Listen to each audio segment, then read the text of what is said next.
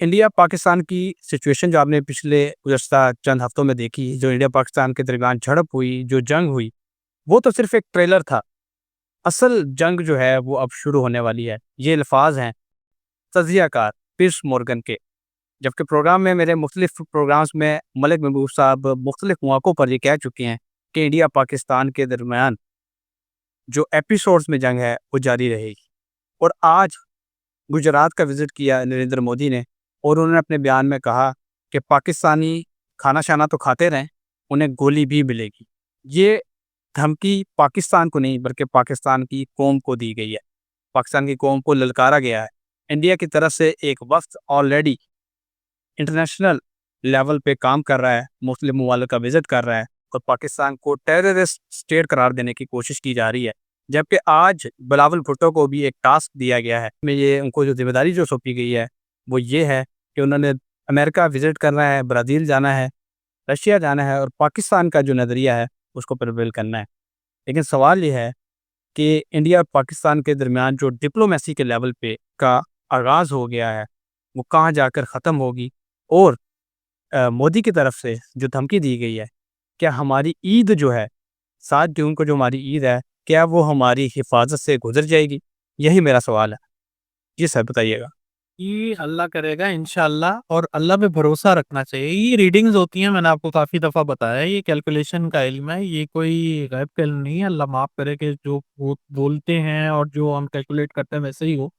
یہ اندازوں کا علم ہے، اس کو اتنا ہی محدود رکھیں کہ بس اس سے آپ تھوڑی بہت رہنمائی لے کے آنے والے حالات کیسے ہیں اس کے لیے بیک اپ پلان بنائیں، دیٹس اٹ۔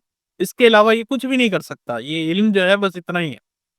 اب آتے ہیں آپ کی بات پہ۔ دیکھیں، یہ انڈیا پاکستان کے معاملات تو ابھی ایک جیسے وہ پاکستان میں حالات جب خراب ہوئے تھے ایک دور میں، ڈیلی آئے دن جو ہے کوئی نہ کوئی مسئلہ پیش آتا تھا، عوام شہریوں کو لوٹ مار اور یہ جھگڑے فساد کو، یہ ابھی ایسے نہیں چلے گا۔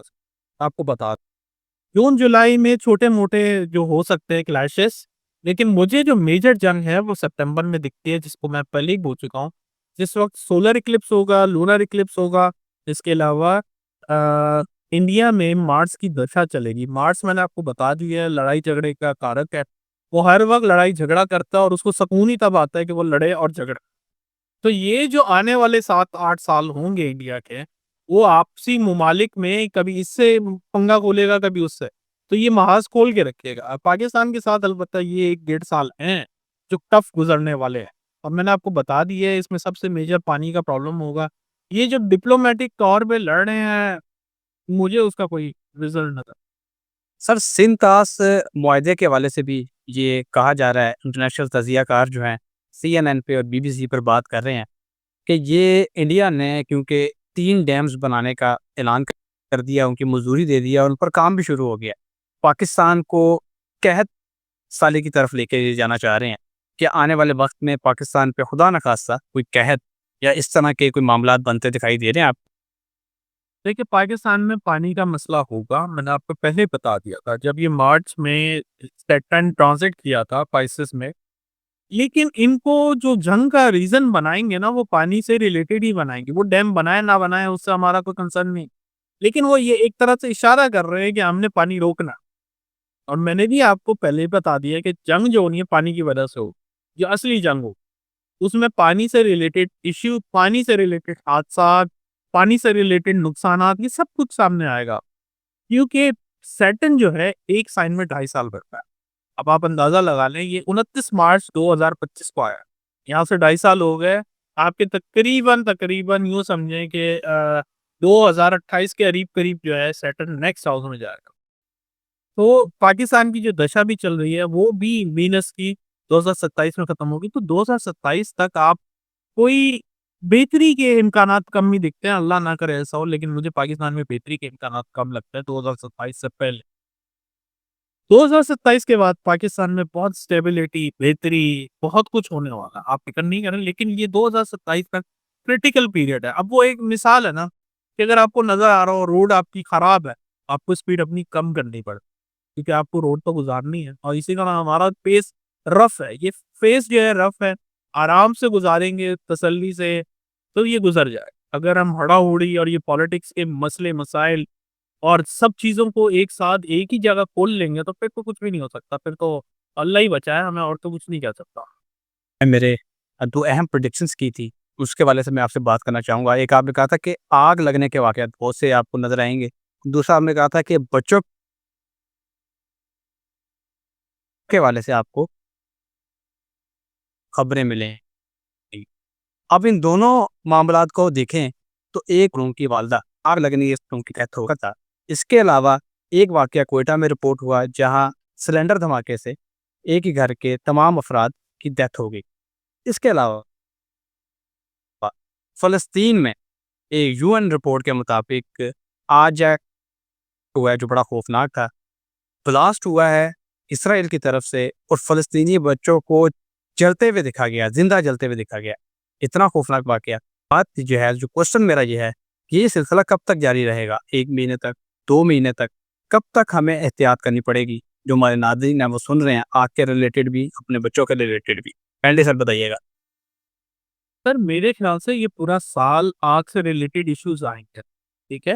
اور یہ جو بچوں کا معاملہ ہے یہ جون جولائی میں بہت زیادہ ہائپ پکڑے گا، اللہ کرے نہ ہوں، کیونکہ مجھے بہت افسوس ہوتا ہے کہ جو انسانیت ہے وہ ختم ہو چکی ہے، تو اللہ کرے ایسا نہ ہو اور یہ وقت خیر خیریت سے گزر جائے۔ البتہ جون جولائی کے بعد ان چیزوں میں تھوڑی بہتری آنا شروع ہوگی، لیکن یہ مسئلے جو آپ آگ جنگیں، یہ ماحول جو پاکستان کا ہے اس کو تھوڑا ٹائم لگے گا، اس سال کے آخر تک آپ کو یہ چیزیں فیس کرنی پڑے گی۔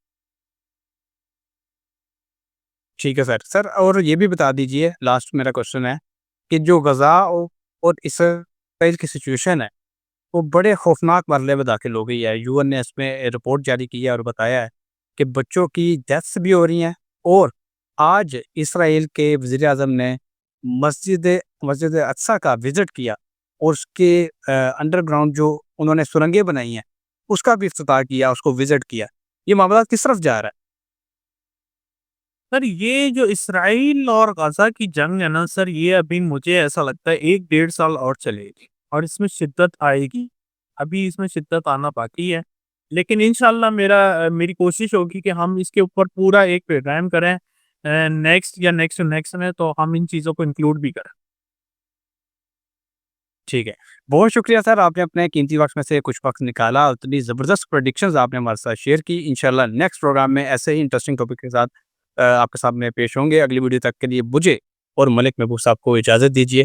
اللہ حافظ۔ پرسنٹ لیا جائے گا، اور میں آپ کو اسی بات پہ بتا رہا ہوں کہ یہ چیزیں ابھی سیٹل نہیں ہوئی ہیں، کیونکہ جو کیوس کا ٹائم ہے اس میں کیوس ہونا ہے فار اینی ریزن۔ اب وہ یہ نہیں ہے کہ یہ ابھی فار ایگزامپل 29 کو بولتے ہیں کچھ نہیں ہو رہا، مے بھی ہو سکتا ہے 3 جون کو بولے نہیں ہم تو تحریک چلا رہے ہیں 7 سے یا 8 سے واٹ ایور ڈیز، لیکن یہ چیز ہوگی۔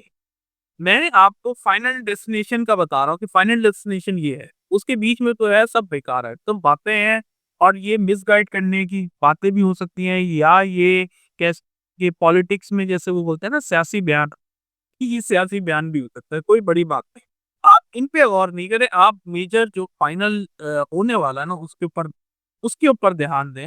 مجھے ایسا لگتا ہے کہ یہ تحریک چلے گی اور خدا نہ خواستہ پھر وہی مسئلے مسائل، ایک کیوس کا ماحول، اور جیسے میں نے آپ کو بتایا بہت سارے آنے والے مہینوں میں مسئلے مسائل ہیں پاکستان کو، تو وہ چیزیں بھی ساتھ ساتھ ان کی چلنا شروع ہو جائیں۔